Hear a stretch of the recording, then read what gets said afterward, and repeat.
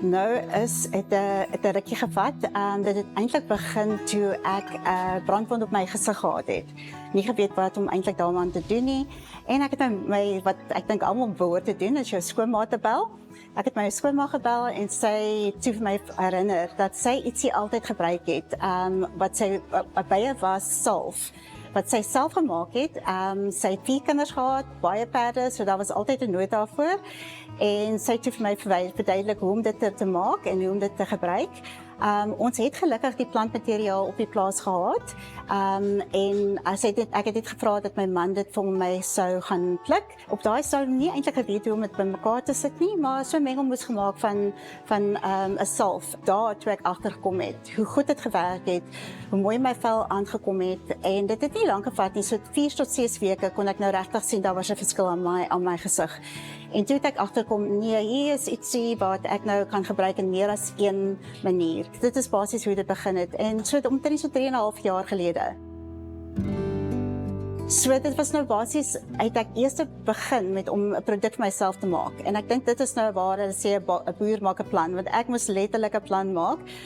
Daar was nie nou 'n ander uitkoms vir my nie, so ek het nou begin om produkte te maak waarvan ek hou, wat vir my werk. En ek het eintlik begin eers met die bye salf. Dit is 'n bietjie swaar geraak om elke dag op die vel te gebruik, en ietsie ligter vir my vel gemaak. En dit is basies hoe dit begin het. En ons het nou 'n hele reeks wat ek bymekaar gemaak het en geformuleer het. Ons is nog redelik klein, maar ons geniet dit. En dit is harde werk, maar dit is altyd die moeite werd. I think it's really important that if you make any kind of a product or you're selling a kind of product, that you know the background of your materials and where it comes from, and the authenticity of your suppliers and your materials. And I think that's really important when it comes to natural ingredients. We are very privileged that we grow the ingredients on the farm that we use in the products. The beeswax comes from our husband's beehives, so our aim is not so much bee farming as beekeeping, and that is keeping the populations in the area really healthy. And we have a benefit that we do take a little honey and a little bit of wax when we need it. And all my ingredients are ethically sourced. In other words, the raw ingredients such as the oils and the oxides, those are ethically sourced. We make sure that they're not have not been tested on any animals. Ek sê altyd my man toets elke nou en dan 'n produk vir my. Hy's daarom nou nie 'n dier nie, maar hy is baie dierbaar dat hy dit doen. So yes, it's very important that you know the origin of your products, and I think that is what makes me so confident in that all the products that I make at first can do no harm, that they feed the skin, that they offer a product that people can feel comfortable wearing on a daily basis. You don't have to feel guilty wearing it.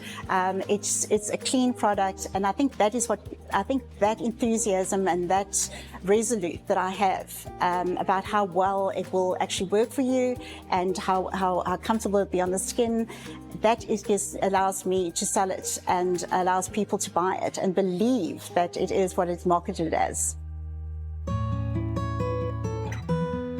Ek dink as ek van vooraf moet begin, so die een ding wat ek vir myself sou sê is gaan uit, probeer.